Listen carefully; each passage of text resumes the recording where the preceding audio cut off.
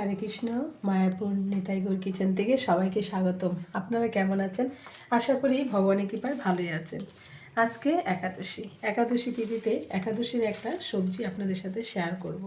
এই দেখুন, আজকে এখানে সবজি নিয়েছি। এই যে কুমড়ো ডুমো ডুমো করে বানিয়ে নিয়েছি, আলু, ফুলকপি, বাঁধাকপিটাও বড় বড় করে দিয়ে দিয়েছি। দিয়ে একাদশী দিনে এই সবজিটা খুবই ভালো লাগে।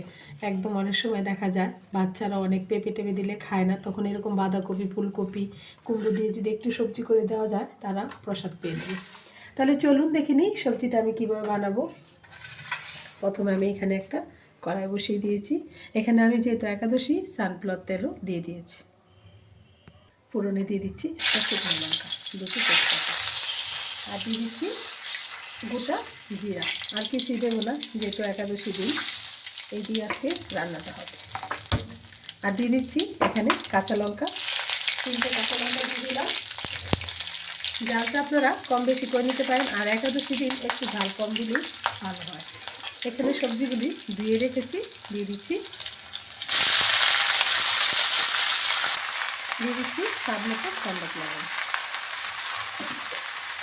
এখন এটা আমি ভালো করে একটু নেড়ে দিচ্ছি, যেহেতু সবজিটা এখন মানে একদম বড়া হয়ে গেছে কড়াইটা, কিন্তু এটা মজে যাবে।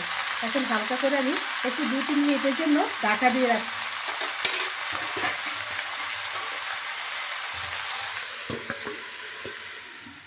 ঢাকনাটা তুলে দিচ্ছি। দেখুন সবজিটা মজে গেছে আর অনেকটা সিদ্ধ হয়ে গেছে।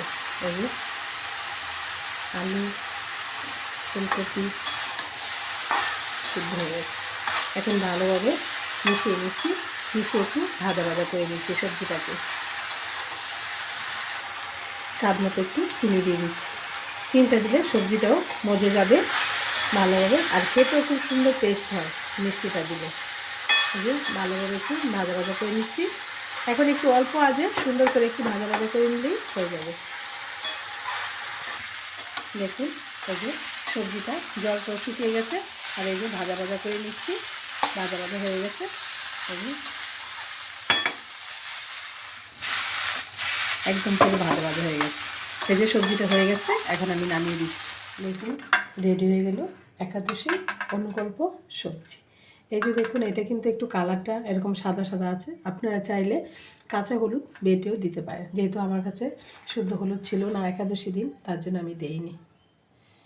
এরকমভাবে আপনারা রান্না করে ভগবানকে ভোগ লাগিয়ে একাদশী প্রসাদ পেতে পারেন। তাহলে আজকে ভিডিও এখানেই শেষ। সবাই ভালো থাকবেন, সুস্থ থাকবেন। আবার দেখা হচ্ছে পরের ভিডিওতে। হরে কৃষ্ণ।